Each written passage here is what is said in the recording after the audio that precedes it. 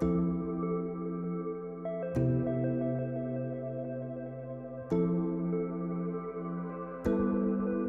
friends!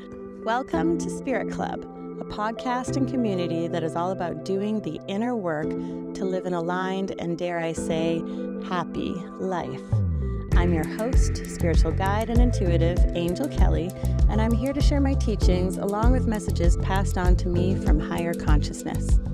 I've also got incredible guests in store to help you go down all those spiritual rabbit holes. So let's go! Welcome to the club! Welcome back, Spirit Club, and we have a very well sought after episode today. I'm going to talk about money. Money, we all love it, hate it, have struggles with it. We got feelings about it. There's a lot tied up in money. So we're going to chat about it. And if you watched my 2025 predictions, you would have seen that money's been coming up a lot. With my clients, and I think just in the collective in general. So it is very timely that we talk about it and that we start to move on from our money stories, our money baggage, so that we can use money in the way that it was meant to be used. So this is probably one of many episodes on money. It's such a loaded topic that I just don't think I could cover it all in one episode. So today we will just start, okay?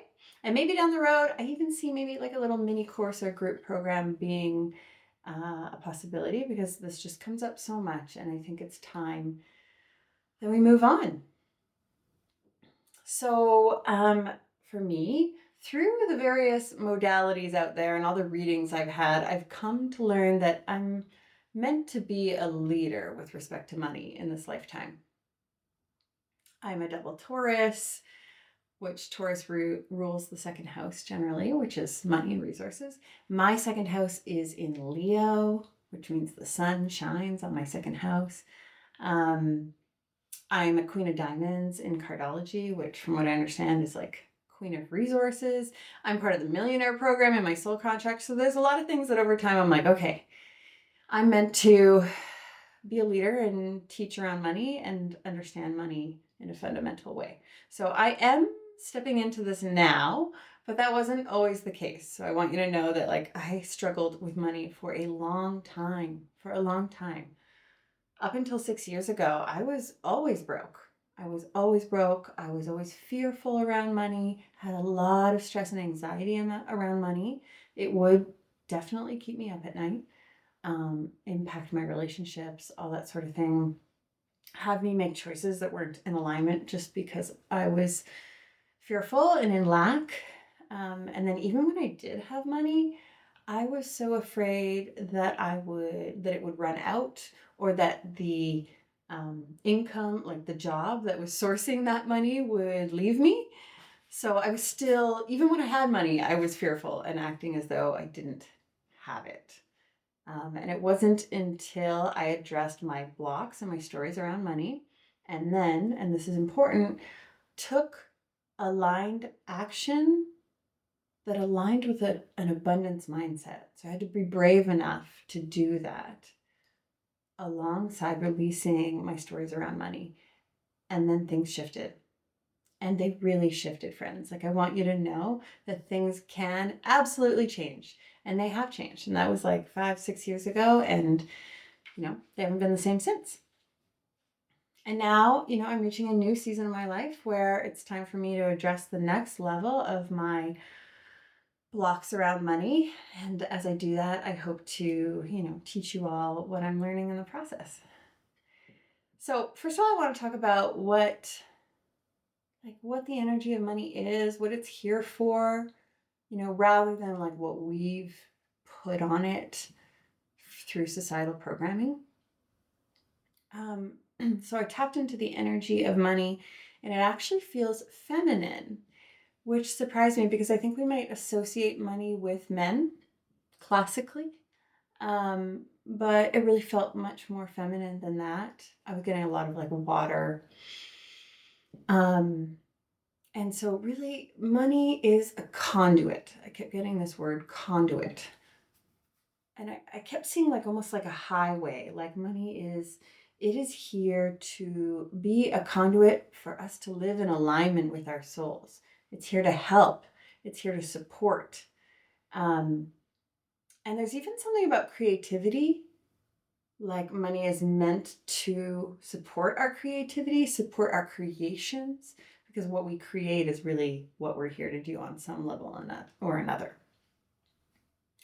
So really trying to see money as something that is helpful, that is a highway towards our truest selves, and rather than this what we see money as now, which is much more around like control, power, fear, a lot of these sorts of concepts. Okay, so the first thing I need you to know about money, and this I would say applies probably to 90% of people, but definitely to this community, and that is that you have blocks around money. You do. There's no shame in it, friends. Even if you have money, you probably still have blocks. And some of you know this, and many of us deny it. And I see that a lot of denial about having blocks around money. And why are we denying it? I think we're denying it because we feel as though there's something shameful about having blocks around money. And really the shame in and of itself is a block, because the shame around money, about not being good with money, having blocks around money, all that sort of thing, has stopped us from talking about it, exploring it, improving upon it. The shame in and of itself is keeping us small around money. Such a bummer. Okay.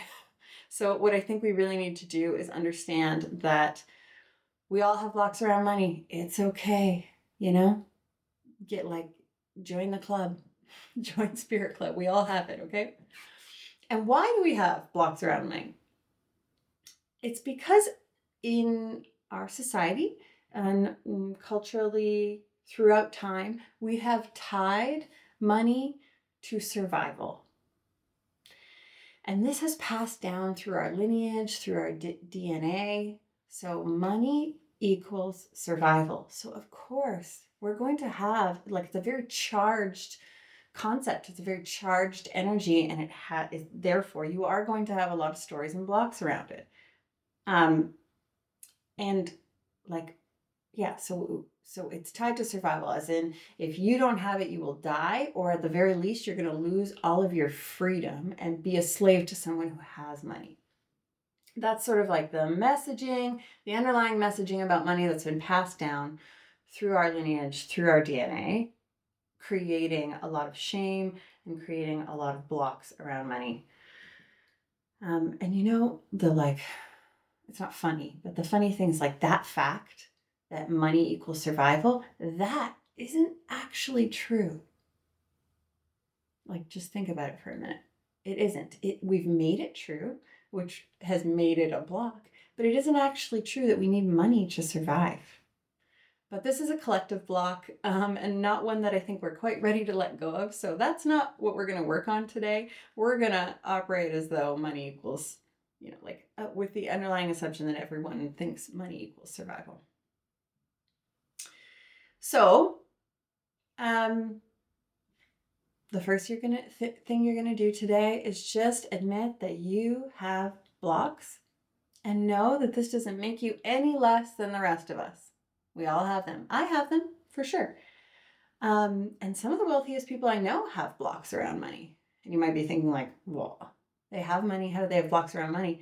Well, their blocks are just blocking them from something else. Like, it's not blocking them from bringing money in. It's blocking them from freedom, happiness. And they've tied that to money. So let's just all accept that we have them. Move on. We're all part of the same club, okay? No shame. So now that we've accepted that, what are we going to do? We're going to identify what are our blocks around money. And remember, I use the word block interchangeably with limiting beliefs, sort of thing. It's essentially, to me, a block is a belief that's standing between you and what you want. Okay, the block stands there, stopping you from getting what you say that you want. So we're going to identify them because the first step is awareness, and then we'll move on to what to do once you've identified your block. So I'm going to go through 10 common money blocks that I see working with folks, that I've seen in my own life, that I see with friends and family. There are more, but I imagine at least one of these you're going to resonate with. Okay, number 1, people with money are bad people. This one's really common, that if you have money, you are bad. And why is this so common? I've been thinking about that. I think part of it is, sure, we've seen people with money and power do some bad things, for sure. And that perhaps has created the block. I think also there could be, for folks who don't have money, there may be some jealousy for those who have it, and therefore you're like going to project meaning onto that, so make them a bad person. But this is not a fact. People with money being bad people is not a fact. This is a block, because inherently all of us want to be good people. That's sort of like part of what helps us to survive. So if you are walking around with the belief that people who have money are bad people, for sure this is getting in the way of you bringing in money. And alongside this, you might also have the belief that like people who struggle and like fight tooth and nail are good people. So this is like, it's created morality around money. And remember, that's not what money's here to do. Money's here to just help all of us be a conduit to our highest selves. So either side of that coin is acting as a block. Okay, second common block around money is I am not worth X amount of money. So on some level, this block or this belief is probably true for everyone.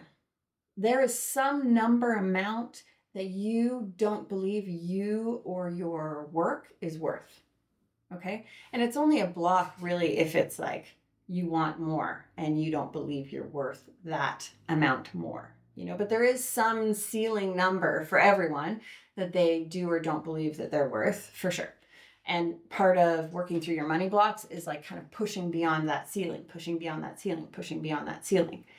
I can think of a time where, like, let's say I would have a certain hourly rate. I don't know, let's say like $35 an hour. And I would never imagine an hourly rate of $100 an hour. That would be insane for me. That would be, at that time, that would be a ceiling, an amount that I didn't think I was worth. So then I would push that up and up to the point where, let's say I was making $100 an hour now, it would seem crazy to me that I would ever accept $35. It's like you do the work around it to raise that bar and normalize that next level of money. So second common belief around money is I'm not worth X amount of money. Okay, third common money block is that money doesn't last or money is fleeting.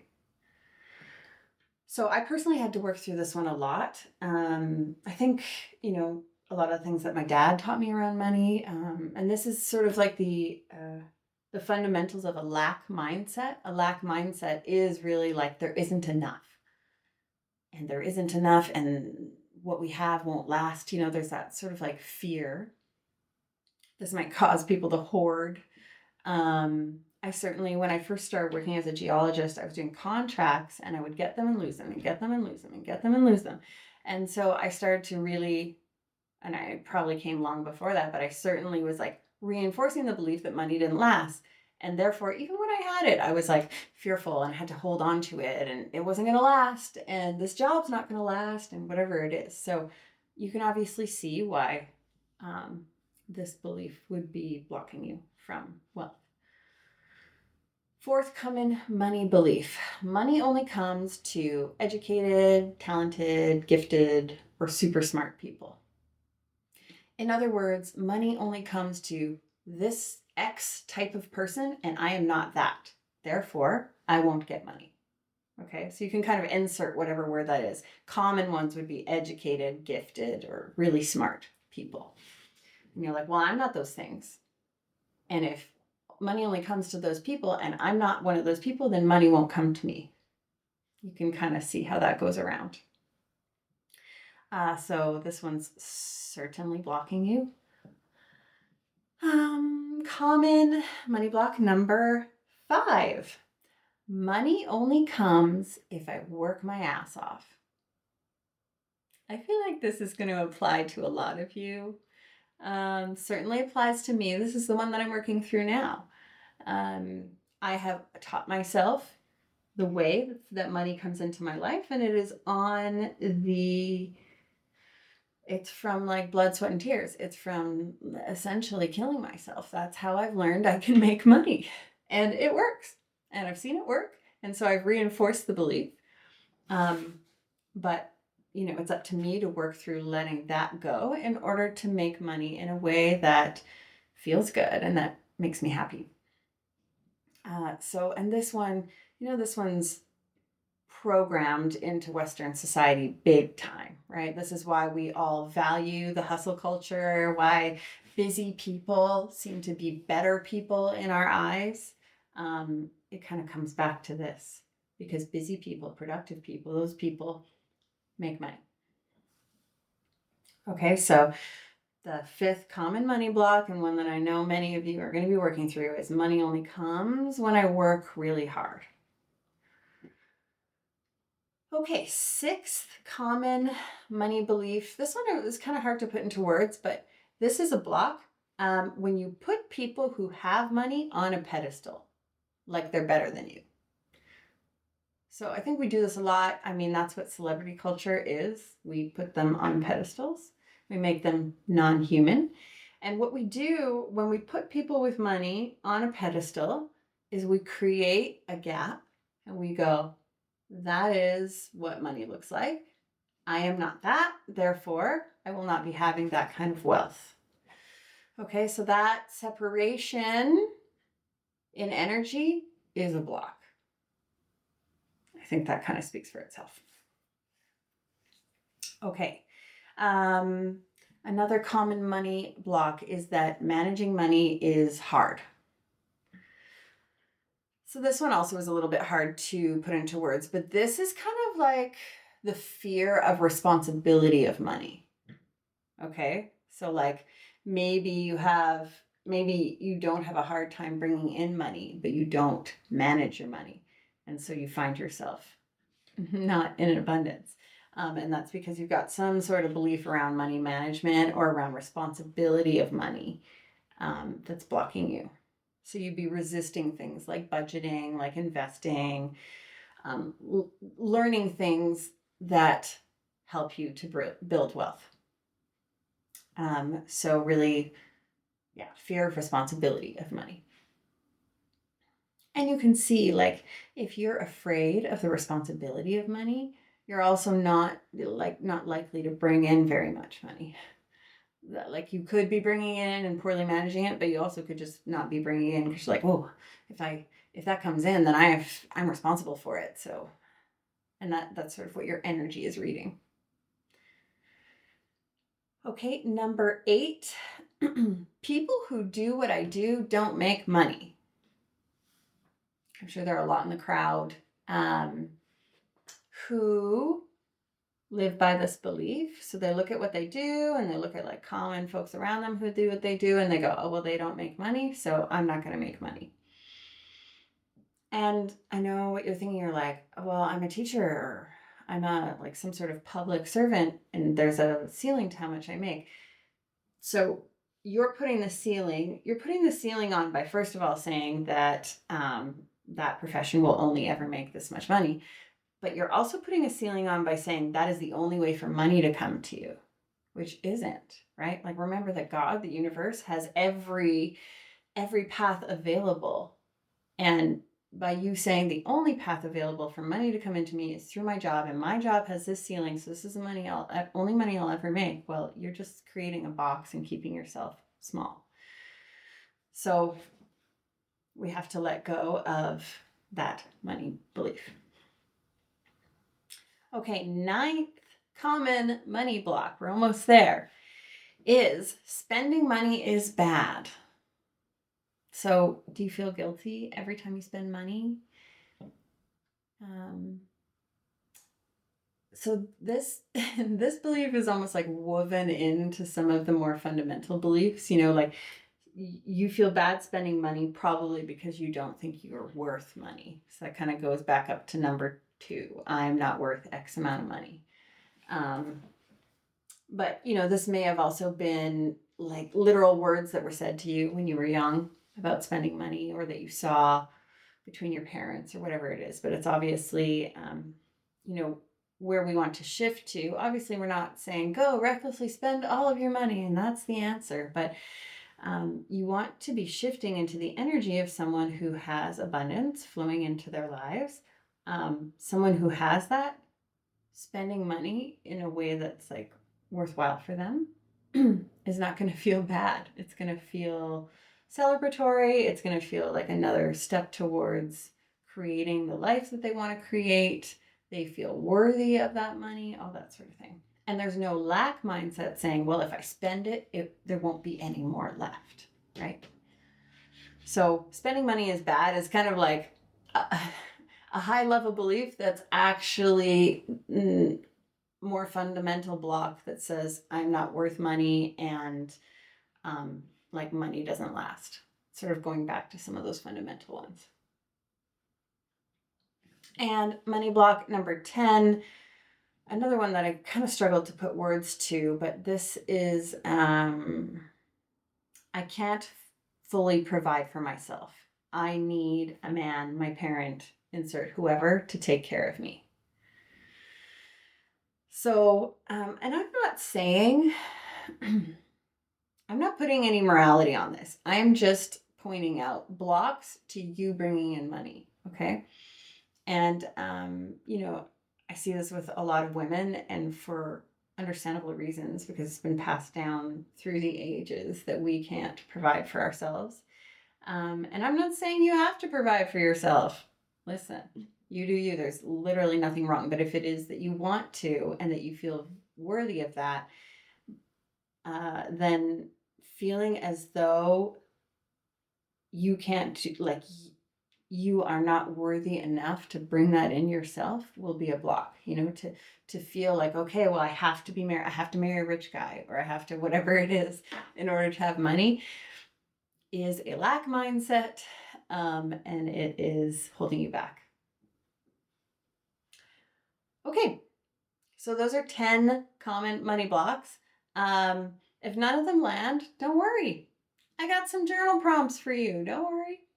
So get your journal out, and you know what? The rest of this episode is pretty much journaling, and then we're going to go into some subconscious reprogramming. So if you're listening to this walking or driving, you might want to pause here and then revisit the episode when you can do a little bit of work around money for yourself. Okay, so journal prompts to get to the bottom of your blocks around money. I'm going to give you 3 questions you can ask yourself, and one of them should get to the bottom of it for you. So the first one is, you're going to reflect back to your childhood and what your caregivers may have been saying or showing you about money. So what were some of the things that your parents said about money? It might have been direct. So it could have been like, money doesn't grow on trees, or people who have money are bad, or whatever it happens to be. Or it could have been indirect. So for me, my father, anytime he would have to spend money on me, he would make a point to make me feel really guilty about it. And so he may not be saying the words, you are not worth money, but he's sharing that message in another way, right? So think back to your childhood. That's a really good place to start. If that's not working for you, or if you want to dig deeper, number 2 is, I want you to think about your current situation with money that you're not happy with. The part about you making money that you're not happy with, and ask yourself, what must I believe about money or myself in order for this situation to happen? Okay, because remember, at Spirit Club, we're always taking radical ownership, and everything that's happening in the world is happening for us, not to us. So if you look at your current situation, you ask yourself, what must I believe about money in order for this situation to be happening? So let's give an example. Let's say, let's say you often get hit with like big surprising bills. And so you're like, you're kind of keeping your head above water, and then you get like the dishwasher broke, or I don't know, like your car broke, or you got a bad ticket, or whatever it is. So you're like, okay, this situation, there's a pattern happening. So now if we're going to look at this through the lens of this is happening for me, not to me, I'm not a victim, then you're going to go, okay, what must I believe for these situations to come in?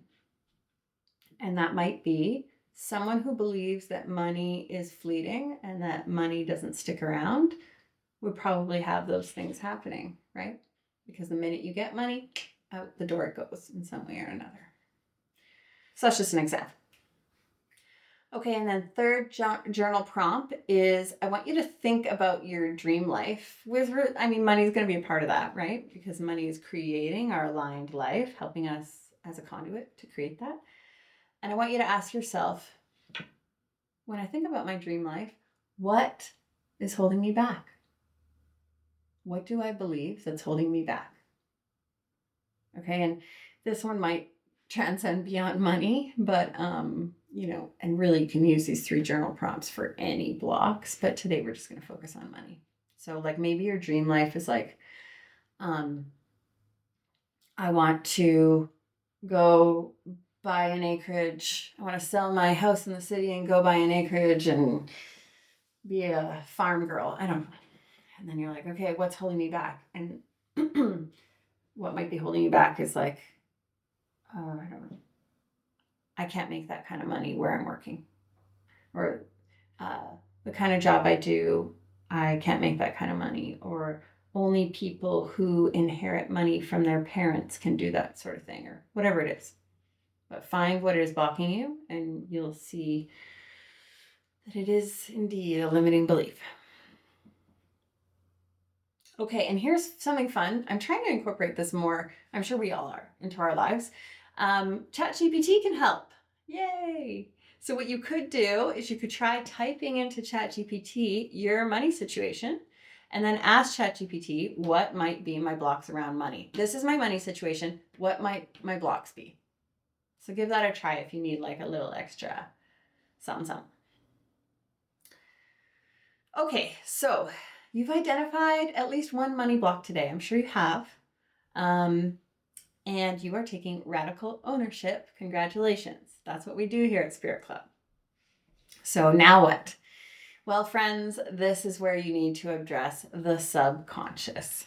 Okay, and we've talked about this a lot, so I won't get into the reasons why, but just know that when it comes to beliefs, they are living in your subconscious. You can all day long try to address it consciously, but it's only going to have so much of an impact, especially given how deep it is. And money, because it's tied to survival, tends to be quite deep.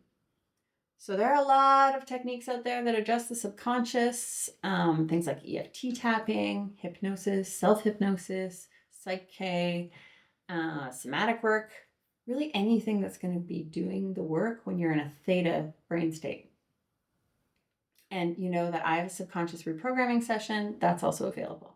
And I'm not trying to gatekeep here. I just want you to know I'm not trying to be like, okay, and now good luck, go figure it out. I'm not trying to do that. It's just difficult to give you subconscious support through the podcast, but I'm going to try.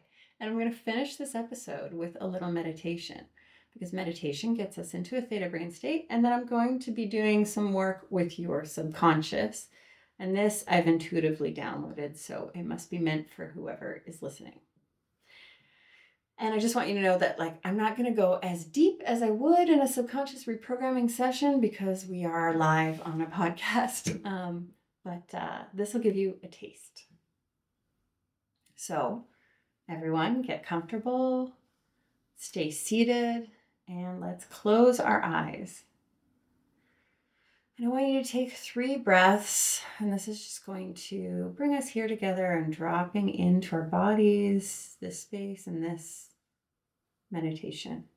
So we're going to breathe in through the nose together and out through the mouth. And again, in through the nose, dropping into your body, out through the mouth. And now let's breathe one more time in through the nose. And now enter the space of your heart. I want you to imagine yourself walking along a beautiful beach, all on your own. Somehow you've winded up on this picturesque beach without a soul in sight. The sand is just warm enough, the air hot, the sun shining down on you, and you're looking out at this beautiful ocean with its calm waves. Watching those waves move back and forth as you relax deeper. You've got a backpack on, and this backpack is quite heavy, making it difficult to walk through the sand. Every step sort of feels like a little bit of a struggle as your foot sinks deeper into the sand. You're wanting to move faster, feel more free and light, but this backpack is really weighing you down. You want to go swim in the ocean and be free, but you know with this backpack on, you're just going to sink to the bottom. So you decide it's time to see what's inside. You take the backpack off and you find a bag full of rocks. That's right, rocks. And they're the flat kind, but they're heavy. And you pull one out, and written on this rock is your block around money. You read it intently and recognize that it's time to let it go. So you turn towards the ocean and you throw this rock far out, perhaps even skipping it along the surface, letting it go. And as the rock lands with a splash in the deeper basin, you see a beautiful wave return to the shore. It almost sparkles. There might be a color to it, reflecting the change that you're ready to embrace in your life. You look down and you see more rocks in the bag, and you're now going to take a moment in silence to pick up each rock one by one, read the block, and then toss it out into the ocean. Let it be intentional, and let it be easy and fun, much like skipping rocks. It does not have to be hard. With each rock that you toss, you're going to watch a beautiful wave return to the shore. I'm going to give you a few minutes now to do this.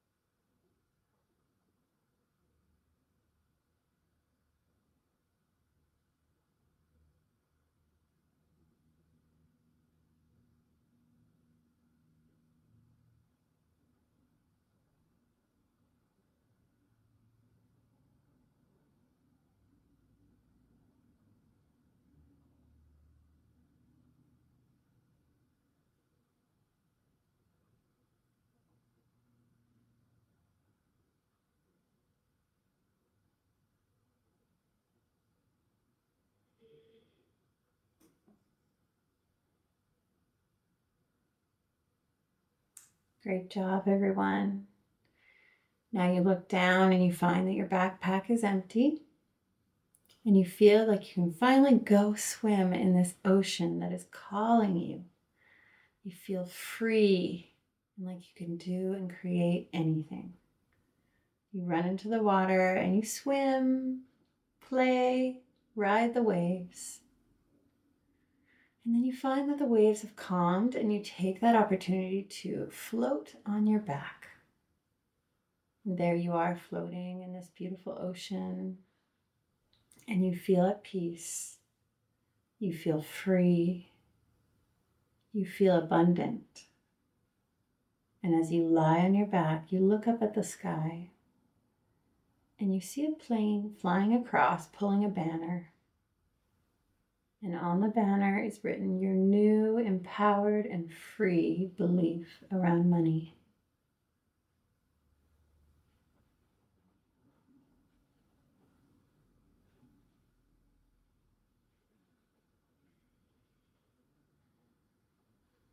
Okay, Spirit Club, I'll bring you back to your bodies. I want you to feel the energy entering into the top of your head and moving down through your body. You might wiggle your fingers, your nose. Feel the weight of your body in your seat. Watch your energy move down through your legs and out your feet as roots that will burrow deep into the earth beneath you and latch there, grounding you into the here and now. When you're ready, you can open your eyes.